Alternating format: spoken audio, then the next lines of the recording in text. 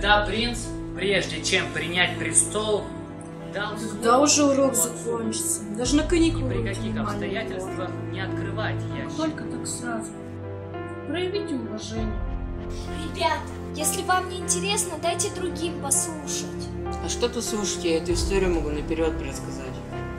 Это не одна из твоих компьютерных игр, а реальная история. Вот ты послушай, и тогда принц пообещал отцу, что согласен не открывать ящики, не читать того, что было в нем.